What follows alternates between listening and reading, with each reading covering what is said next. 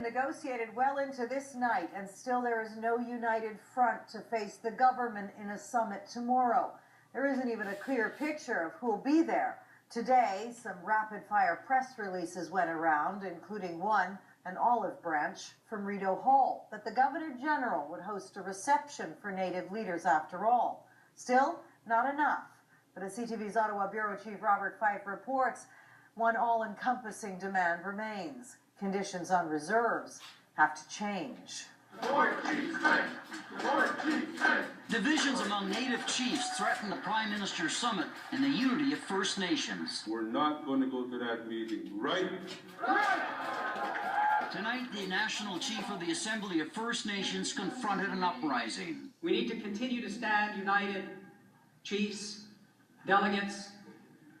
Division, if we are to be divided, at a moment like this, other governments will see that. Earlier in the day, many chiefs rallied to Chief Theresa Spence's call to boycott tomorrow's meeting, upset because Governor-General David Johnston will not be there. If not, the chiefs of Manitoba will not be present. Governor-General represents the crown, the Queen, and it's that spiritual intent that he needs to be there alongside the table with the Prime Minister. Harper had offered a compromise that was acceptable to some chiefs.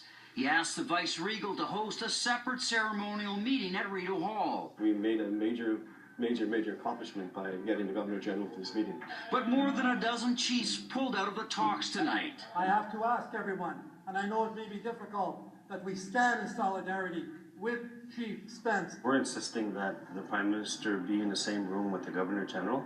Sean Atleo had called the summit a last chance to bring about fundamental transformation. This is what our people are saying, that poverty is killing our people. Even tearing up about the murders of so many First Nations women. I attended with a family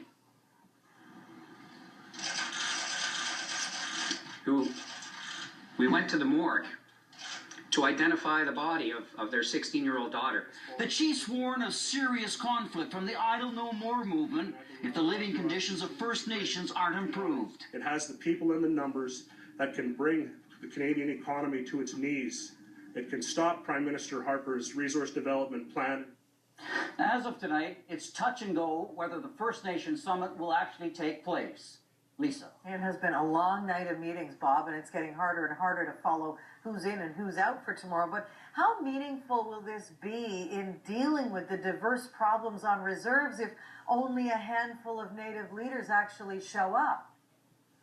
Well, Lisa, I think a lot of people see this as a farce, and I know the Prime Minister is becoming quite frustrated because the chiefs keep changing the goalposts. Now, I expect that Sean Atleo will show up tomorrow because there are very important issues to discuss, such as resource revenue sharing, education, and job training. But the problem he has is that anything he achieves tomorrow will lack any legitimacy because so many chiefs will not be there. And the reason it's very unfortunate in some ways because the chiefs actually wanted this meeting because they were so concerned about the conditions on their reserves. Okay, well, we know 1 o'clock is start time tomorrow. We'll find out who's there when that time rolls around. Bob Fife in Ottawa.